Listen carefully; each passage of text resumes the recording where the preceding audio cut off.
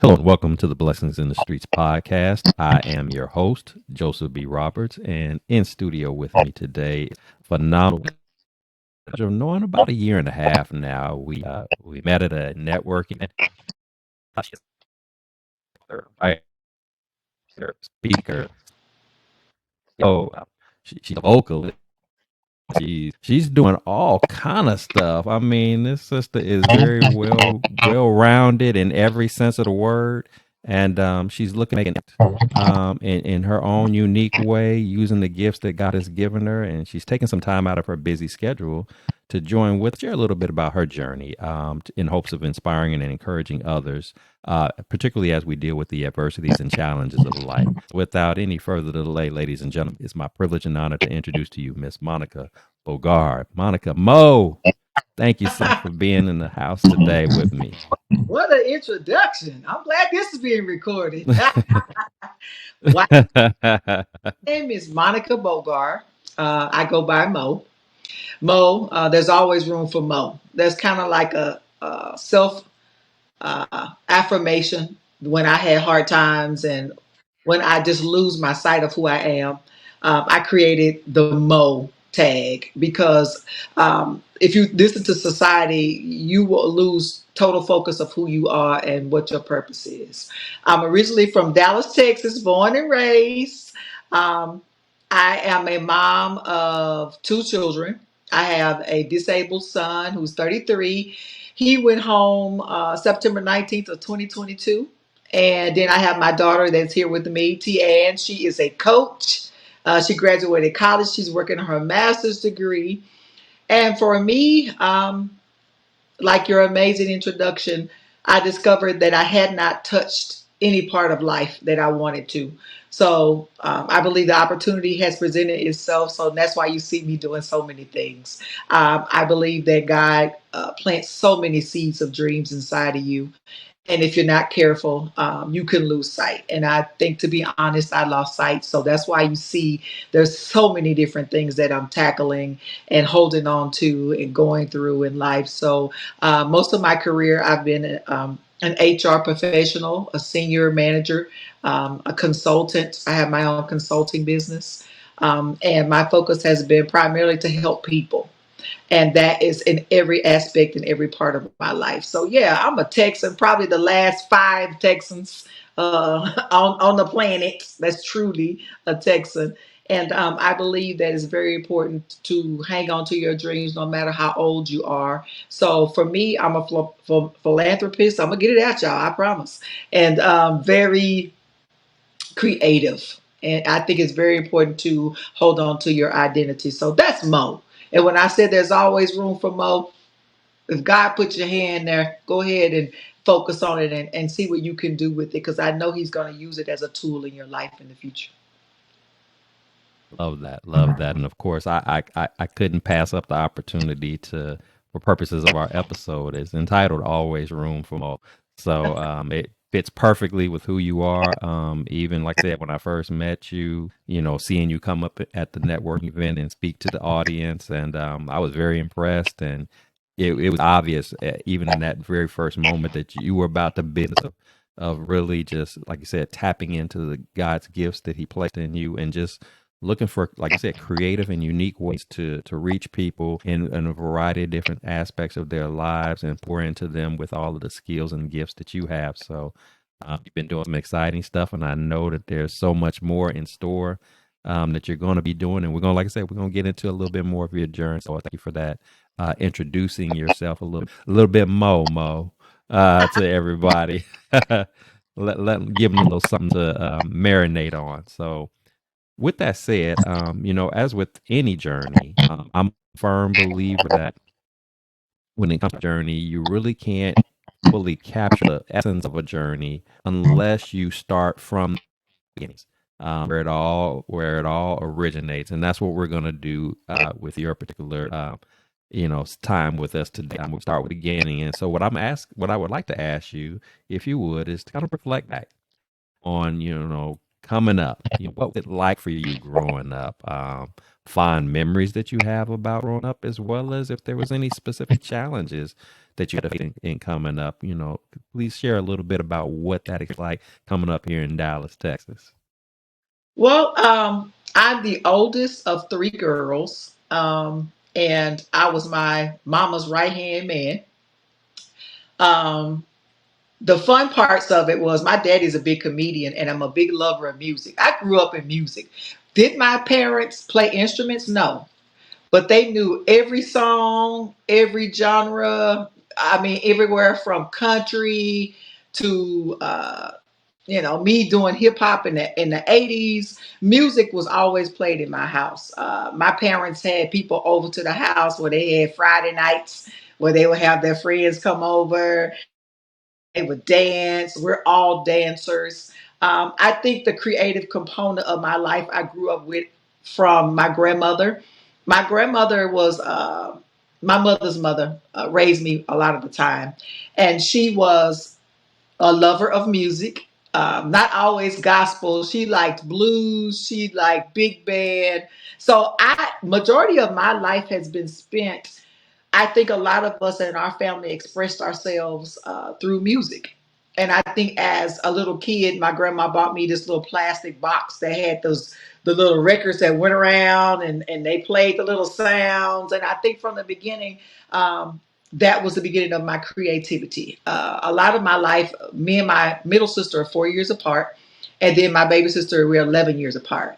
I think majority of my life I've always been the leader. Even with my mother and father, they knew that I was the one that would do the right thing and take it on, whether it was hard or not. Um, an athlete most of my career as a high schooler, a junior high kid. I was always in athletics. I was always in volleyball. I was always in dance. I was always running track. I was always it's called National Art Honor Society. I was out there painting and drawing, and that's always been me.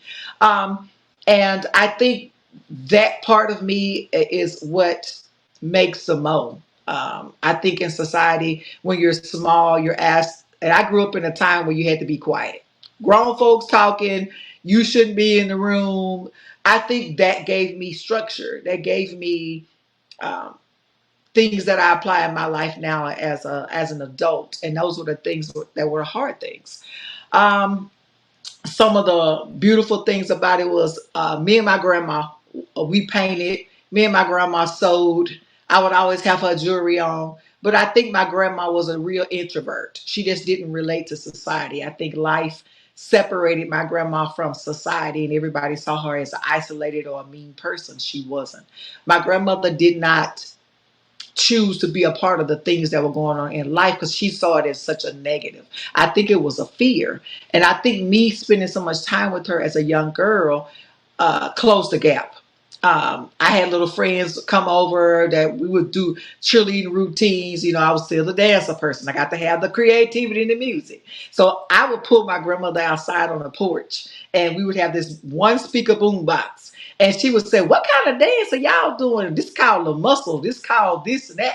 So my grandmother would do it. So everybody in our community on the weekend knew, oh, Miss Sanders coming out with the music coming. She coming.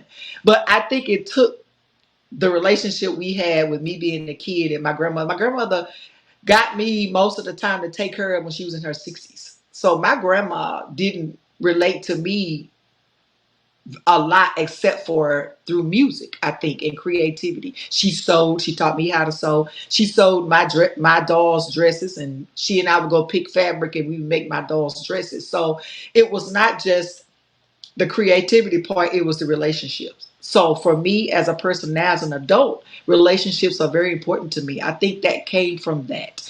I also grew up in a household of narcissism and alcoholism. Being the oldest one, I always protected my mama and my sisters. But I didn't realize as a young kid that when my mother pushed me away, she wasn't pushing me away. She was pushing me for safety because my father, as of to this day, still has alcohol challenges. As a result of that, I've always been independent. I'm not going to depend on and take anything from anyone. I think that that come from me growing up with my mother saying, "You take care of you." I think she just didn't want me and my sisters to be in that environment. However, as of today, my mother's still in that environment. I just don't think my mother had the courage um, to step out of it. So as a result of that, I became very independent, very resilient, and a very I fight. I mean, I will physically fight you, I will emotionally fight you, I will spiritually fight you, because I think the hard part of it, I was my sister's mom when my mother couldn't be. So I think being the oldest of all three of us, it taught me that I had to do what I had to do according to the world. And as an adult, I learned that me being Mo is who I truly am, that I didn't get to be as a kid. So I didn't get to go outside and play a lot. I didn't get, because I had to do dishes, because I had to do laundry. I had to help my grandma because I knew she was in her 70s. My grandma can't lift that, even though I'm young, but I'm going to try to lift it and we can do it together. So I just think life didn't allow me to be a kid. And now I'm probably an adult kid in a lot of aspects. That's probably why I relate so easily to children who are challenged, who have challenges, young adults that have challenges, because I've been there. I get it. I understand it. And being in this part of my life, I remember that I was taught a lot of things were my fault because my parents were young when they had me, and they were mad because they were together. They were mad because they had me so young, so life wasn't fun anymore. But I think a lot of my sadness and a lot of my, I guess you could say, blame, self blaming, came from how I grew up. And as an adult, and just recently, I learned that you have to be careful what you say to your kids, and it's not my fault when life happens. So that's basically how I grew up. I was a soloist. I didn't want to ride no bike with y'all. I want to skate. And I didn't have no problem saying, y'all can go ride bikes. I'm going over here and skate. And if it was music where the skates were, oh yeah, I'm going where the skates are. Yeah, I could go over there and ride a bike. So I had to learn, and I appreciate the fact that my me time was my rejuvenating time. And I didn't know that was my time when God and I would have conversations, even as a kid. Even as a kid. Well, that is a very awesome story. And first and foremost, of course, I appreciate your transparency, Thank you. sharing, what you have. Obviously, come up in a household where alcoholism is an issue. One can only imagine, the pressure that Yeah. must be for a young child, as you stated, having to, even though you were a child, having to now assume more of an adult role, just make sure things were taken care of, whether it's household related, whether it's your younger sibling, things of that nature. So, again, I'm not going to tell you I understand what it's like, but I can only imagine the level of pressure. But again, you were per the way God made you, allowed you to be, as you stated, to be an independent person, to be strong enough to endure and withstand the storm that you were going through at that time. I truly believe that what you went through, why it may not necessarily been the ideal situation, um, part of your journey, because just even one of the things that you shared was about how you relate so well with younger people, particularly young children who are going through challenging situations like that, because you wouldn't have been able to identify with them had you not gone what you've done. And then of course, sometimes I truly believe this, and perhaps you agree, is that when you are going through stressful and challenging times, one of the things that sort of is more of an escape, if you will, is to perhaps tap into that creative, even imaginary side, if you will. So it's reflective in all the things that you say, whether it's in your singing, in your art, in your, I know you do poetry, and so you had those things that helped you, I guess, to a certain degree, to help to get my mind off the stress and the challenges that's going on, that you found in and pleasure and it's manifesting itself into your life as an adult, because only still doing those things for personal pleasure, that you're incorporating certain elements of that in the works that you do. So again, this is just a reminder that God's work is by no means an accident. It's not a mistake. the challenges that we go don't always feel good, but they're Exactly. a necessary part of that journey to get us from where we are to where we're ultimately destined to be. And so I believe that's the case in your scenario, and I'm just thankful that you were able to of the challenges, be able to persevere through and still today to not only share it in your story, but also to actually draw from it in a positive way and they're currently involved doing at this moment in time pouring in other people. So that's I, that's good stuff. So and I appreciate that. I think one of the biggest things was I knew God was with me, even as a kid. Um, and I think that's the one thing that never changed to this day. Because, like you said, those relationships, and the first thing I'll hear and feel God tell me to go towards a person. And I know that's something I need to do. And as a kid, it was the same way. I need to go inside and see what's going on with mother. We call my grandmother mother and see what was mhm, going on with mother. And she would be, oh, I'm fine. But to me, God gave me something that said, no, she's not okay. But do I say something? Do I sit in her presence? What do I do? So I believe you are right. I believe that's something that God gave me as a young kid to use and to pour into other people. So you're right. I absolutely love agree with that. Love that. So we want to go a little further into your journey. Again, appreciate you giving us that foundational basis of where you are. But as you know, as we move into our adulthood lives, there are variances and challenges and whatnot that we go through. And while we're able to navigate our way through certain things that we find ourselves up against, every now and then we encounter a moment in time where there's a storm in our path that's a little heavier than normal stuff. We might be really good at persevering and working our way through stuff, but every now and then we get hit with that the weight of it is a little bit more burdensome to the degree it might begin to doubt, to say, how am I gonna do this? And it's especially, ironic to say that, especially when you think about somebody like yourself who talked about, I'm so independent, I'm so this, I'm so even the strongest of people can be overwhelmed by a storm and not understand, how am I gonna work through this? How this? So what I'd like to ask you is to tell us about a time when you found yourself in that type of situation where the pressure, the moment of that particular from life that came your way was that instance where you were wondering, how God, how am I going to get to this? This is even much for me. How am I going to work my way through? If you don't walk us through what that experience was like, what was ultimately that you get to see a coming out of a particular challenge that you're going to share with us today? Well, it was actually the death of my son. My son died September 19th of 2022. Um, I was handling it. I was married to a narcissist. I didn't even know what a narcissist was. What is a narcissist? I found out that both my parents are narcissists. So that was my love language. So I thought that was not my love language.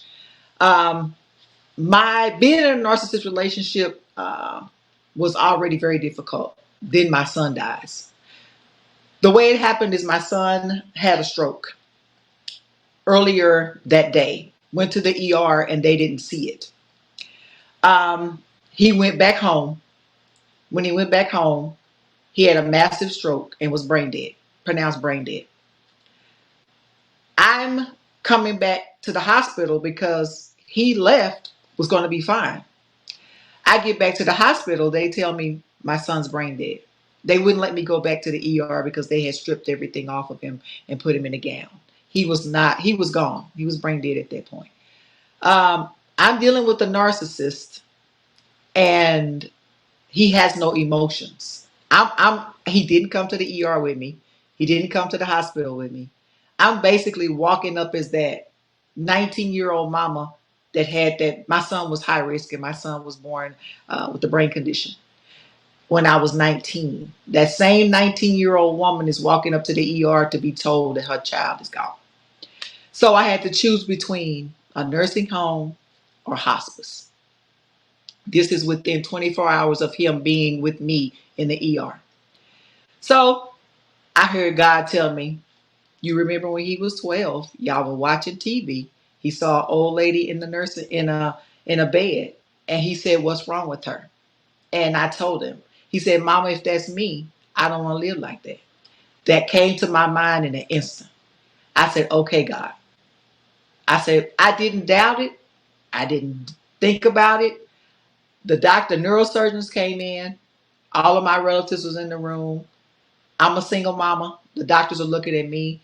I said hospice. When I said hospice, every member of my family in the room was angry at me. No, put him in a nursing home. You don't know what God's going to do. I could not stand at 30, my 33-year-old son who was gone or who was leaving. To see him in a nursing home until I die was not an option. My son was 12 and he said, "Mama, you promise if that happens to me, I want to go home. I don't want to be in a nursing home." I said, "Okay." He said, "You promise?" I said, "I do." This was when my son was 12 years old. I made that choice. I said, he's going to be in hospice. That night, at this point, I'm numb. I'm just listening to God telling me what to do. I said, "God, I got to walk the walk because I can't feel nothing. But I know I got to take care of my kid." So when he was in hospice, only one family member came back, and that was my daughter. To this day, they don't talk to me. They don't engage with me. Um, the way life happened for me is I lost my son. He passed away. It took 3 days. It normally takes 24 hours. My child was a fighter. I put my hands on my son's hands and told him it's okay. We don't have to fight. You just hold my space for later. So my son relaxed his hands. 10 minutes later, my son was gone. I just couldn't, like today, I'm still dealing with it. I actually had a nervous breakdown. I didn't know what it was. I stopped eating. Well, from the last time I saw you, I've lost 60 pounds. I just stopped eating. When I lost my son, I had the courage to walk away from the narcissist. I said, the abuse, the name calling, the whole thing. I said, "God, if you allowed me to see my son on his last days, I got to make my life better. How do I do this?" But I didn't know I had to go to the storm to get on the other side of where it would be better. So when I left the narcissist, I lost my job. My car motor burned up on my car. I got eviction filed on me twice. I haven't been evicted, but I got it filed on me twice. Everything under me collapsed. Only thing I could think of to do was to sit and let God talk. When I stopped eating, I didn't realize, to be honest with you, I didn't realize I stopped eating. I lost 60 pounds in 3 months. I just, I didn't drink water. I just stopped eating. Well, as a result of that, I have two chronic illnesses that make it difficult for me to hold my weight now as a result of being with the narcissist and also losing my son and practically losing everything. I mean, only thing I did not lose, I had a nervous breakdown. So I didn't lose my mind, but I came very close to it. What did I do or how am I still here? I allowed myself to feel it. Anger, disappointment, sad, sickness, confusion. I allowed myself to feel it. I could not ignore it because I told God, if I can get through it, and if you can get me through it, I'll have some knowledge if it ever comes back to this position. It won't be new to me. I made sure I went outside the house. When I realized I had lost all this weight, I just said, "Oh my God, I'm dying slowly. I'm killing my own self." I could not imagine losing my child like that with no family members around because I had to make a tough decision.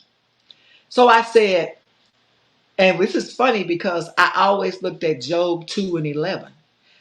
When the three friends came to support Job when he lost his family member, right? They put dirt on themselves to sit with him. They sat with him for what, 5 to 7 days, and they never said a word. I promised God, I said, if I can get through this, I'll be those friends to people who have Job stories.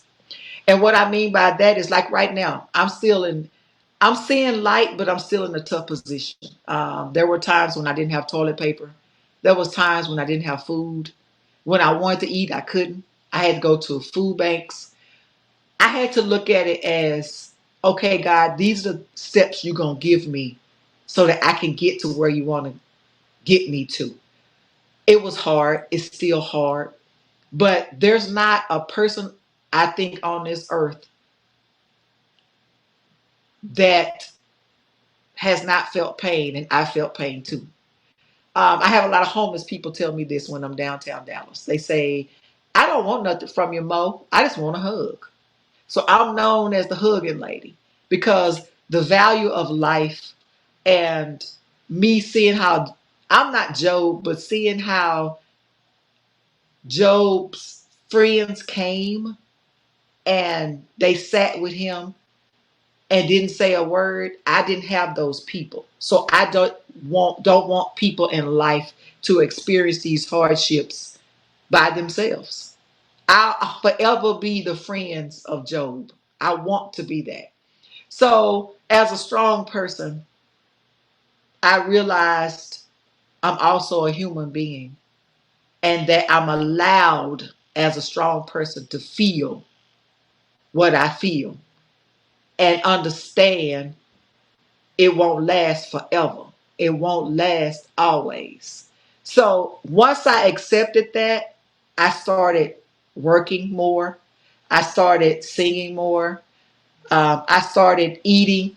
I can't get a lot of my weight back because I gave myself a chronic condition because I had a nervous breakdown. And if you know anything about your nerves, it affects your gastric system, your GI system. And God can do anything. He can fix anything. But instead of me being upset about what happened, I'm thankful about the things that are turning around. Like I have my son's car. When my motor burned up on my car, I had my son's car. And my son that was his baby. She kind of beat up and banged up and everything up, but that was my baby. And that was his baby. So I drive his car. So I got a part-time job. I got a full-time job with, I said, God, whatever you send me full-time, I'll just do it. It ended up being caregiving.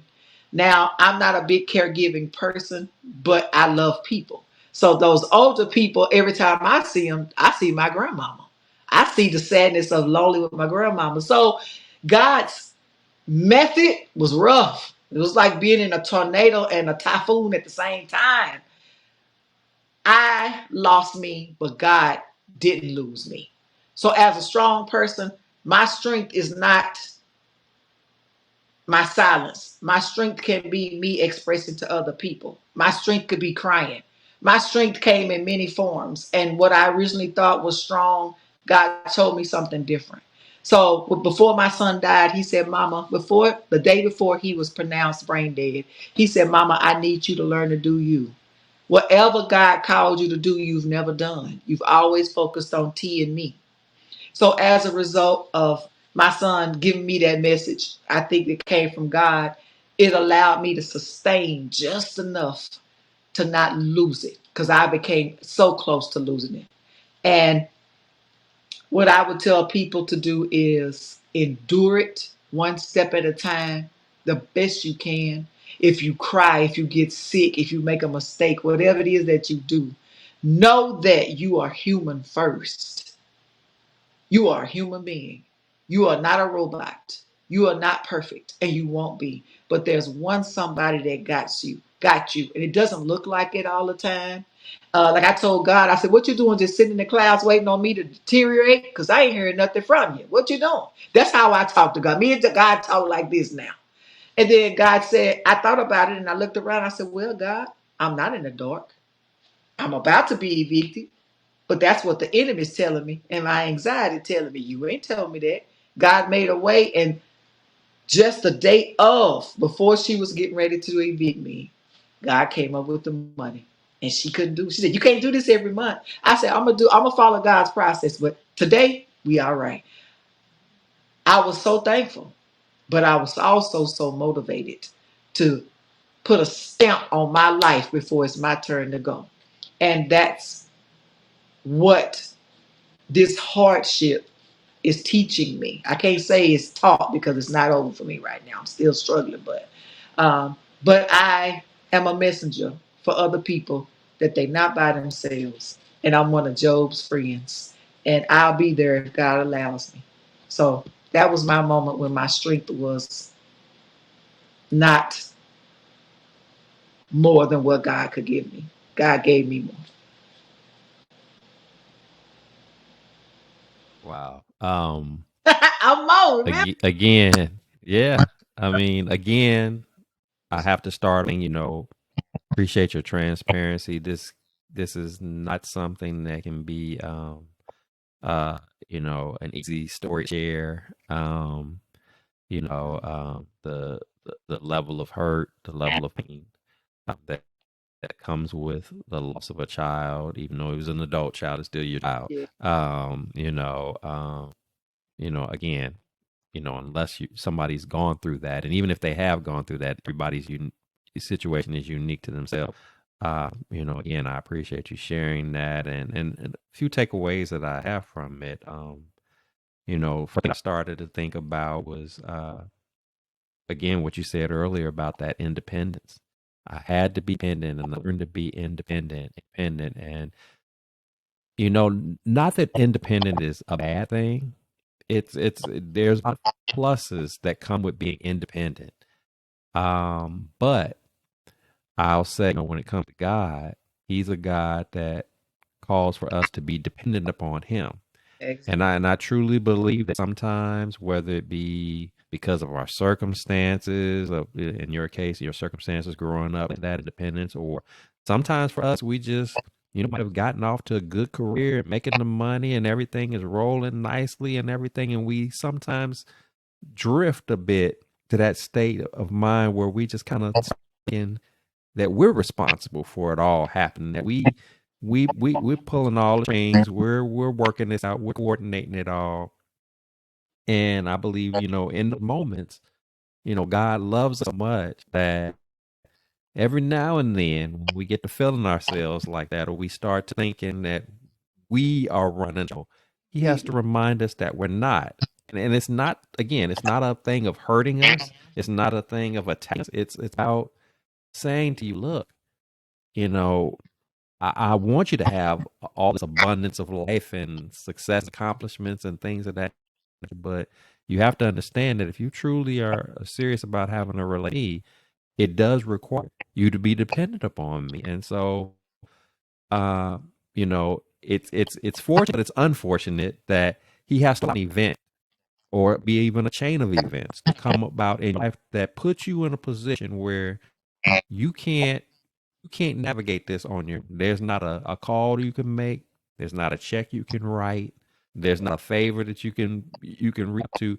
You are literally His mercy, if you will. He's the only one that can get you through this situation. So when I think about something as significant as a loss of your son, He was the only one. I mean, with everything that was going on, and it forced you to be in a situation where you had to call upon Him and just simply trust that He was going to work it out. You didn't know how He was going to work it out, whether it was, What I do. your emotional state, mental state, in terms of the financial challenges that you were having. He had to basically crumble everything around you, not to break you completely, but bring it to a point to where when He did begin to pull you out of it, you never get that who was responsible for making that happen. And it wasn't just about never forgetting, but you would be forever grateful and, and thankful for who He is and what He represents, and why you had to go you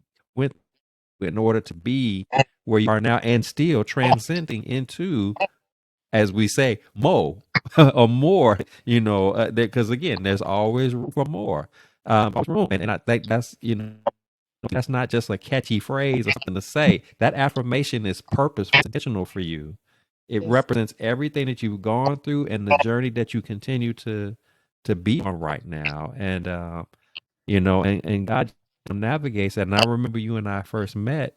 It wasn't too long after your son had passed, Right. and you are kind of sharing a little bit of that story. And then I, of course, was sharing with you about having lost, my mom, and we talked about some of the little things that we were had experienced and the impact that it had on us. Which leads me to my next point. I love the fact that you point out that it's okay for you to experience the emotions that you experience even in the midst of a storm. Like we're not perfect. We're not robots.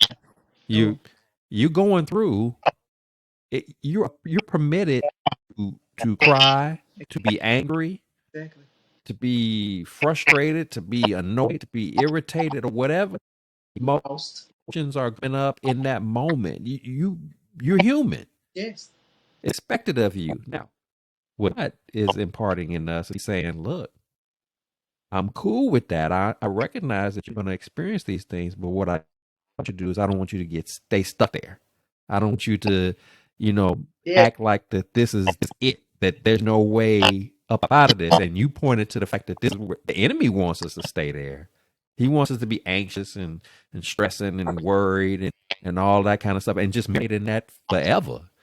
Yes. But you had to make up in your mind, no, I'm not gonna stay here. It hurts. It doesn't feel good, but I'm not gonna stay here. I'm not gonna stay here, and I'm gonna let God guide my steps in whatever direction that is. I'm not gonna tell him how to, because that's something we got to be mindful of. We like to bring our prayers to God, but we can't bring our prayers to God and tell him how to answer it. Exactly. If we truly believe that he's capable of doing whatever it is that he wants to do, and he does it in his perfect manner and timing, we got to trust that. We do. Cool with whatever that is. It doesn't have to make sense to us. It doesn't have to be logical. It just knowing that it's him is it should be suffice. And Exactly. and we go whatever way we go with that, however way he wants to process it. So um I love the fact that you point those things out, and because I think it was very instrumental in your, like you said, in your coming out of this storm. And like you said, you still have your moment again because you're human, Right. but you're maturing in Christ. That relationship is getting stronger and stronger and closer, and again, and as it does, and as it progresses along, God begins to reveal more, and more to you, and walking in that purpose, and that's what it's all about. That's where we all want to be, is to ultimately walk the purpose that God intended us to be in, and we now, instead of looking at our storms as being a negative thing, we look at it as opportunities for growth, Exactly. opportunities for development, opportunities to be better versions of ourselves, so that we can be used effectively for whomever that audience that we're supposed to connect with, whatever that individual is that we're supposed to relate to. That's all part. It's all a part of the whole puzzle that has to be put together for us to be again the best versions of ourselves. So I appreciate the point that you made, and of course in the story. Very powerful, and I truly believe somebody's going to be blessed by you just sharing that, because it's not because they had a child that they lost, but because of the essence, the core, the why. It's why we have to embrace storms and not look at them as being negatives.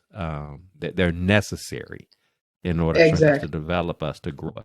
So I think one of that. the biggest things for me, um, that was a positive in these storms. God took the responsibility that I grew up with all my life off of me. He Mm, said, "You don't have to do it.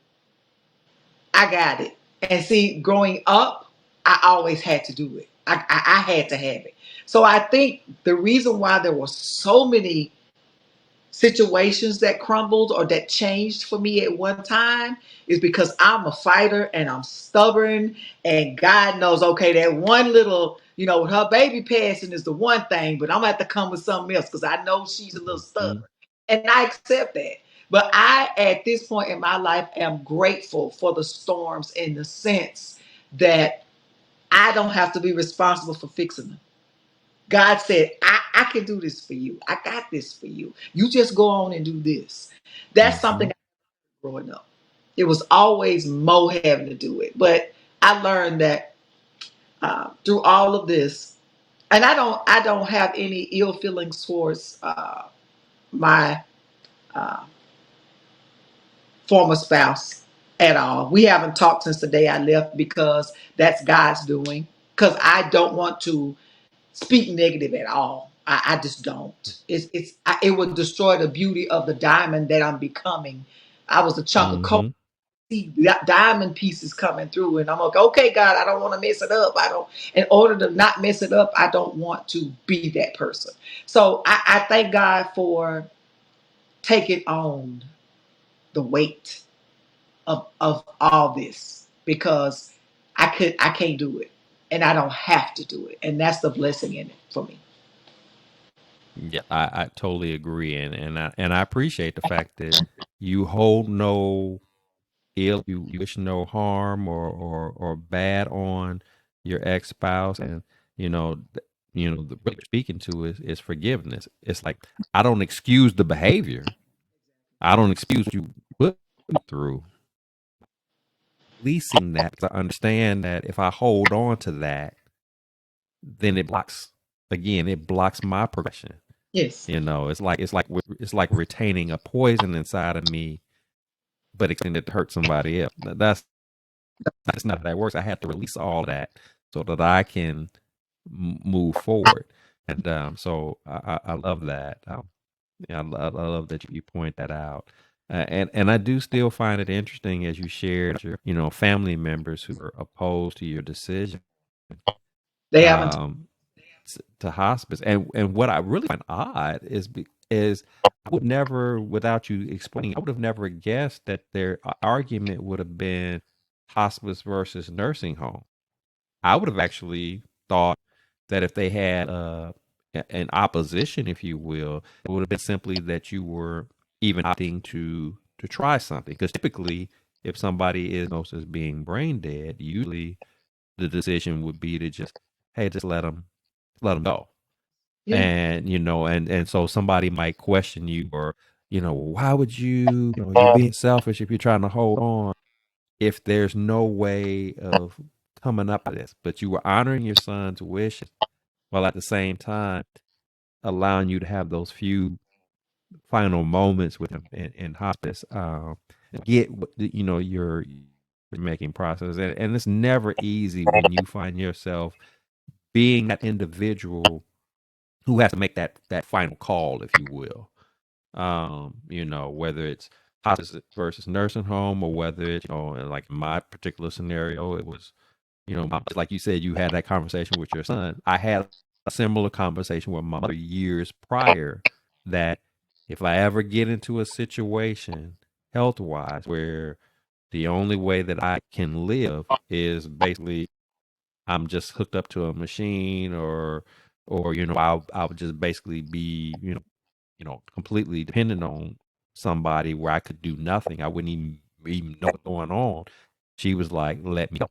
He's like, "Nah, to save me, you didn't by all means do that." But she made that clear. So me in that similar moment of having to make that big decision after they're trying to take her for 45, I already knew, and I even asked the doctor even before they gave me that final answer. I was like, even if she were to wake up right now, she wouldn't be the same. That's safe to say, right? Then they were like, no, she wouldn't be. I knew that basically what that meant was either brain dead or pretty close to a vegetative state. And I knew that was what she wanted. And as hard of a decision as that was, I wanted to, as you in your case, honor that wish. That's what you asked me to do. I didn't like it. It didn't feel good, and I could still, even in this moment, hear them, doctors, saying time of death. And it's like you see on television, and to be in real life moment of that, like, did this just happen? Right. you know, um, it's never an easy position to be. So I totally respect, your decision making in your situation. and doing what you felt was best, and not feeling pressure to go with the crowd, so to speak. In this case, the family crowd of dictating to you as mom with your son. you, Right. I mean, Yeah. if you have a and then to not only impart their opinion on it, but then to be mad at me, Yeah. because Every, I didn't do it the way you to do. That perplexes me a bit. but you Because even when you talked about the Job story, know, it was like, while Job's friend in the beginning, if we go a little bit further in the story, you had the point of where in of any encouragement to him, they were kind of like making him feel like you must have did something, and this is why all this stuff is happening to you. So I felt like when you use that Job example, I'm thinking the family was kind of acting towards you like, you just wrong. You just making guilt you or making you feel yeah, a decision about your child. You're like, instead of saying, "Hey, we're here for you. We love you. We support you. We're with you. Whatever decision, anything that we can do to, even if it's just to you." That was supposed to happen. But again, God had to let the scenario out that way because He wanted to emphasize your dependency on Him.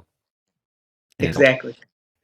it was tough, I'm sure, to go through that, and even to this day to still have people supposed to be family not talking to you over something like this. Yeah. But I it's just I thank God for this part of it though. I asked God, I said, I have a lot of things in my heart and in my life and in my mind that you gave me that I want to do. Why am I not doing them? Remove those things. Now here's I don't want this to sound negative, but my son was disabled. So my life was God and my kids. Well, when my daughter got in college, she was independent, but JJ really wasn't. So my life was JJ.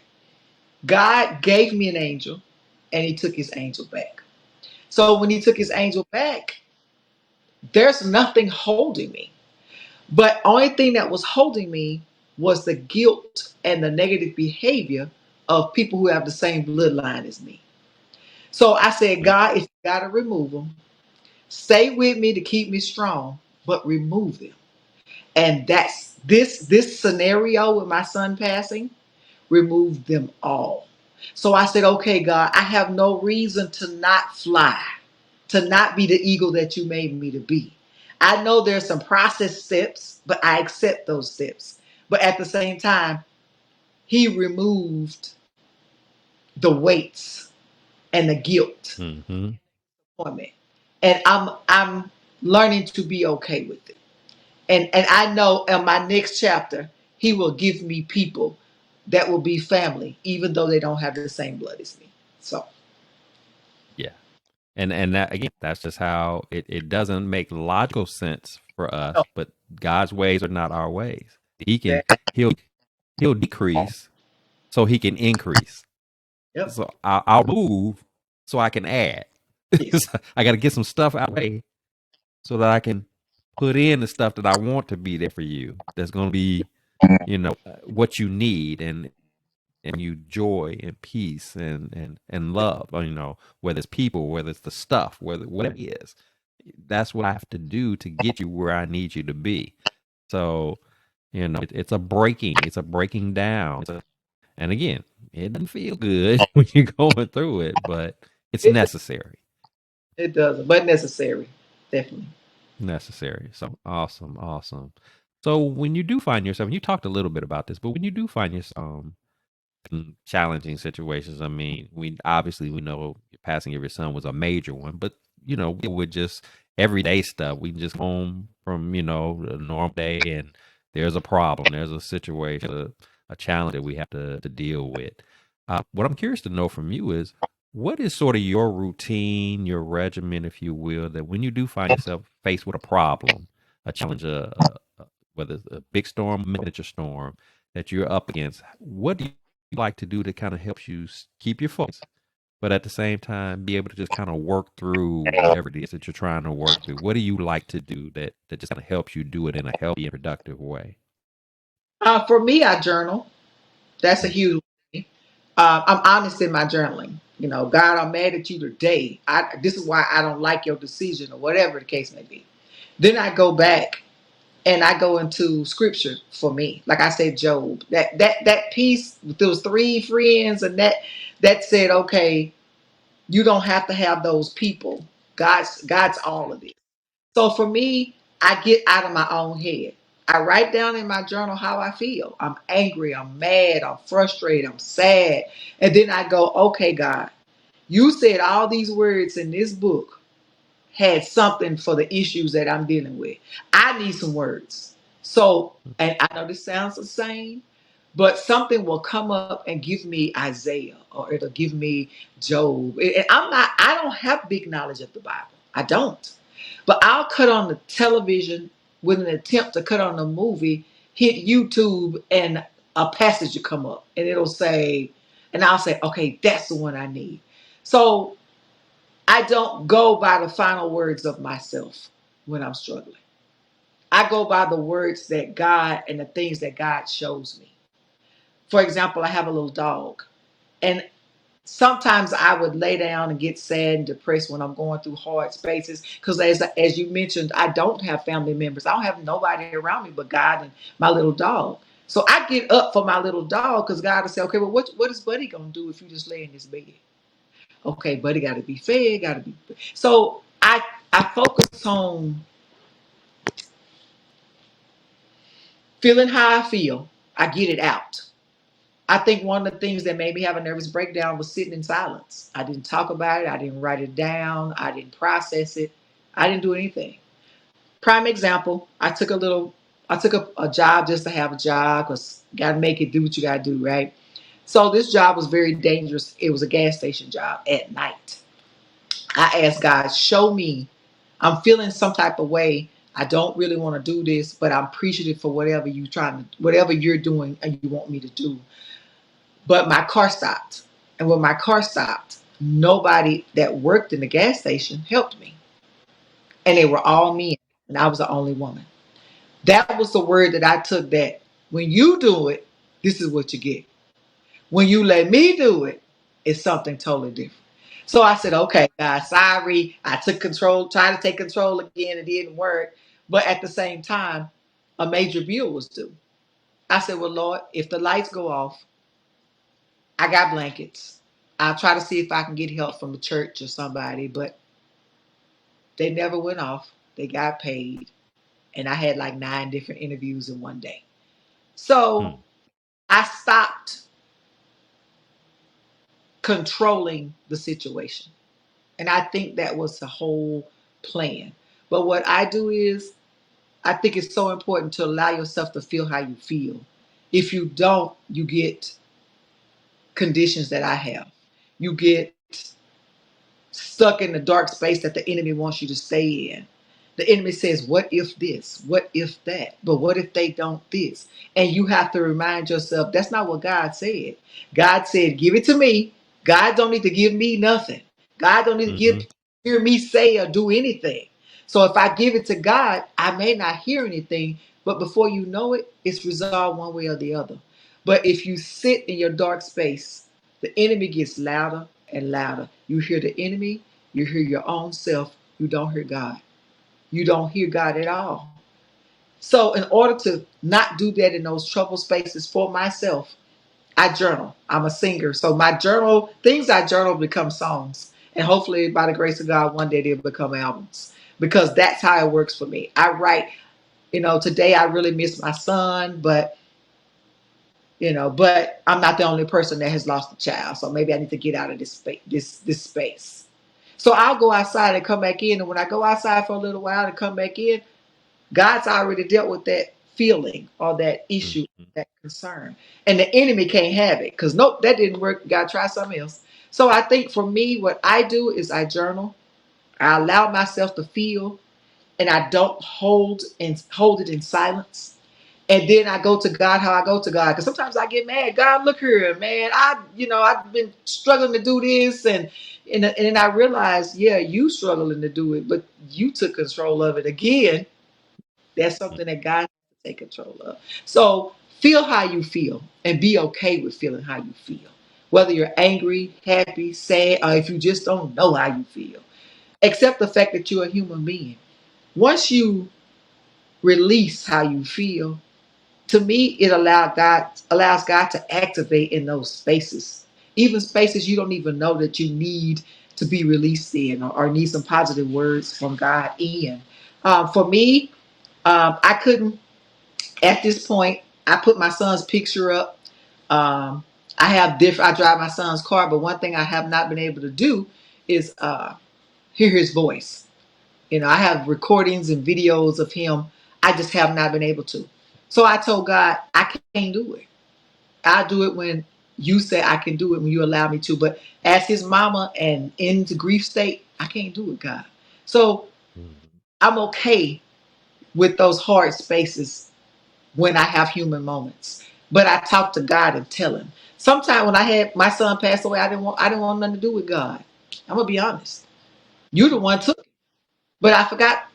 After time, I realized I must be an amazing woman for God to give me a special angel who was born at 6 months, had a brain disease, had 8 brain surgeries.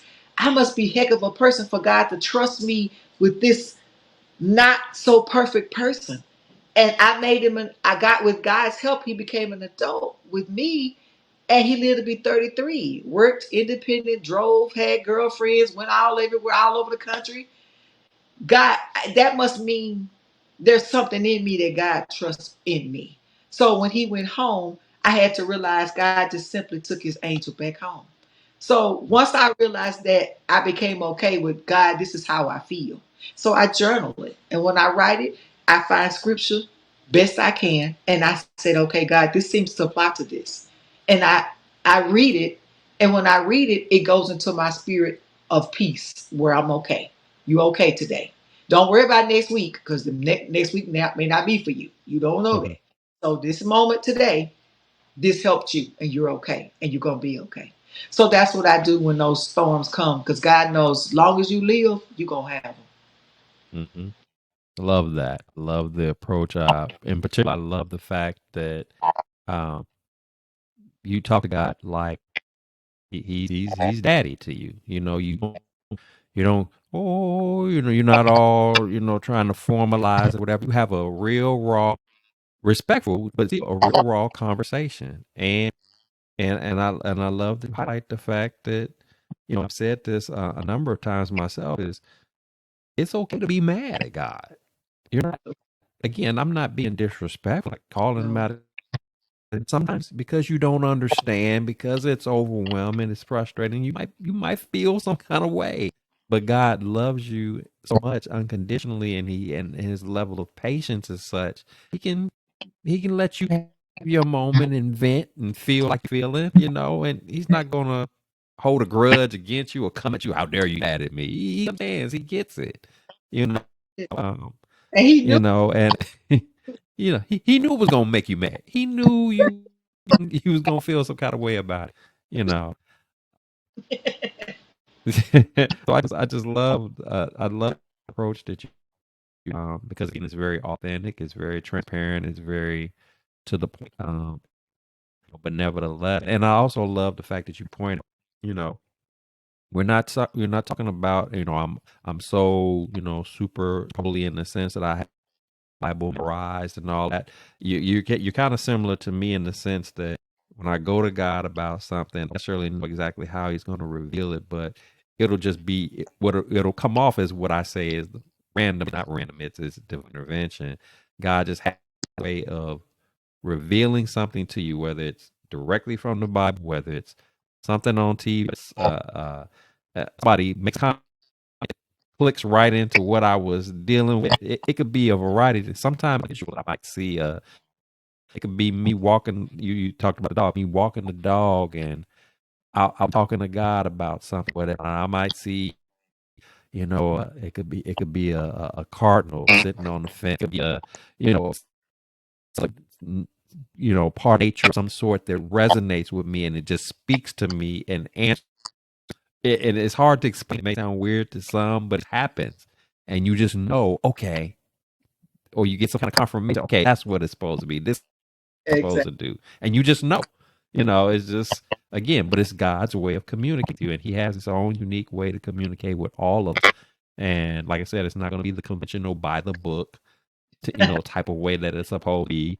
There's no not necessarily this thunderous voice that roars from the sky, or anything like that. It's just his way of knowing how to connect with you, and you know it when you know it. So I love that. I love that. Because I'm the stubborn kid, and the time I was like, okay, Lord, okay, because I have car issues with my little son's car, and sometimes I say, well, Lord, if you want me to go, you'll start it. If you don't, I'm going back home, get back in the bed, and and I say, okay, Lord, I'm gonna trust you all the way there, and I'm going, and that's where I am now. I drive it, step on the gas, and I go. If it stops, Lord, I'm to the point I don't even have people to call. So I said, well, Lord, I need to get this done. He sent me two people, my two angels, and they'll help me. I get on the gas. People say, you going home? I said, no, I got to go to work. They say, you still going to work? Because I know God's got me. Yeah, I'm going. And I go. I came back, got me something to eat, came home like nothing ever happened. And the reality is my faith is getting better. And that's what I'm so thankful about because I think I had half a mustard seed at one point. Mm, mm. And what you just spoke to, and I know you'll relate to this, is those angels that are sent your way, those openings of doors that come about just at the exact time. That's the epitome of what blessings in the streets is about. That's the whole essence of what that means and what that represents. You I can't love explain it, you can't predict it, but it's and sometimes you'll tell that story and people be like, "Are you serious? You mean it happened just like?" Yep, just like that. it. I I can't put it to work. All I can tell you is that it happened, and Yes. and there it Yes. is. That's So how they were like, you going to work? I was like, yeah, I'm headed to work. They were like, okay, well, be careful. And I was like, okay, God, thank you for my two. And it was two men that helped me, two older men. mhm. And Wow, wow, that's awesome. even see they I didn't even notice they saw me. So I said, okay, I appreciate you. Yep, good. That's good stuff. Yes, So yes. Mo, if you had a chance to speak to your younger self, think about all the things that you've gone through in life, all the experiences that you had, lessons learned, and like, if you had some words of encouragement to share with the younger version of you, or perhaps somebody that might be listening that they are in the situation that you used to be in, maybe whether they can relate to how you were brought up, whether they can relate to some of the challenges that you had, what would be those words of encouragement that you would have for them to let them know that even in the midst of the storms, even in the midst of adversities, there's still an opportunity. There's still some hope to be able to break through those type of scenarios in their lives. Wow. The first thing I would say is you're gonna be okay. It doesn't look like it. It don't feel like it. You're looking around like, my God, how did I get here? I would say to you, be you. Be the you that God accepts. Don't worry about the world. You are amazing, just as you are. Yes, you will get better, but you are amazing as you are. You will be okay. I know it doesn't feel like you'll be okay. And don't let the world get in your head. Don't let the words of the world speak louder than your own words. In your Mm, mind, you said, I got this. I can do this. I'm going to be all right. Then you get the world and the enemy tell you something different. I don't see how you're doing that. Or what you going to do if you get put out? Well, I don't know where you're going to stay. See, those are the things that the enemy uses to deteriorate what you think of yourself and who God made you mm, to be. Don't listen. Don't ever let the voice of the world be louder than your own voice to yourself, to you. So you got this. Even if you're bald head with thick glasses and cute earrings, you got this. You have to have it in your heart and know. Even if I've been in a shelter. I slept in my car to put my daughter through college. I've done a lot of things. And the things I had to do, the one thing I can say is God was with me the whole time. I didn't see him. Sometimes I felt like I didn't feel him, but he was with me the whole time. You got this, and you know you got this, but you have to make sure that you keep the voices of the enemy and this world out of your head. And what that means is you got to pray. You got to read the Bible. However, you read the Bible, however, the scripture gets to you. Those are conversations that you are having with God from back in the day. These are things that you can apply now. You are amazing. You're not arrogant. You're not stuck up. You're not all that. You're the best you that you could be. And the reality is, you're the only you that we have on this earth. There is no other you. So be the best you. Keep the world out your head and have faith in you and God. And you can make it through anything. And you will. Love that. Very well said. Very well said. Love it. Thank you. So Mo, before I let you go, as Mary here on the Blessings in the Streets podcast, want to have an opportunity to love on you, to celebrate you, to acknowledge you. If you got anything that's going on right now, any great news to share, any big event, anything, please share that with us again, because we want to love and celebrate and pray on you for that. Many blessings to come your way. And of course, if there's an opportunity for people to connect with you for any of the things that you got coming up, by all means, share that as well. So what you got going on? What is in store for Mo coming up right now? Well, thank you so much for the opportunity. I am accepting what God's put in front of me, and here's where we are now, and I really appreciate it. I have a podcast called The Real Mo Show.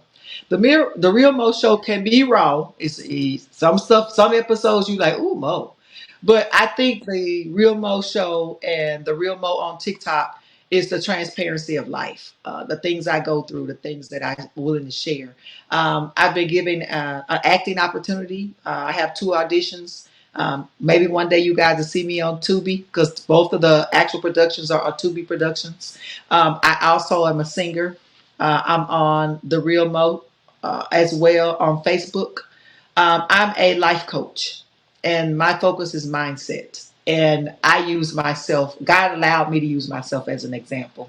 I've been a life coach for almost 5 years now, and it's called Peace in Chaos. Is the name of the coaching business. If you want to sign up with me, if you want to have a conversation with me, you want us to do a consultation to find out if I'm even the coach for you, I have a phone number to provide to you. It's 469-960-5340. That's 469-960-5340. And it's called Peace and Chaos. And I am a life coach. And I am also on Facebook under Monica O. Bogar. And you'll see different things that I talk about throughout that. But right now, I'm at the beginning stages of reinventing my life. Like my son said, Mama, do you? I'm an author. The name of my book is called The Shoe Shiner's Wife. It has not been published yet, but I'm waiting on God to tell me to push enter and it will be published. It's called The Shoe Shiner's Wife. And it's about living in a life of narcissism where God took my prison incubator and made it my prison and made it an incubator into who I am right now. So it's living the life of a narcissistic wife. It's called The Shoe Shiner's Wife. So pick Peace and Chaos Life Coaching, and The Real Mo Show is a podcast primarily focusing on women who don't have conversation. And I talk about whatever God gives me on that podcast. And I hope that was clear enough for y'all to understand. But all you got to do is look for Mo Bogar. It's only one. There we go. As you can see, Mo has got her hands on a lot of different projects, a lot of opportunities for you to work with her.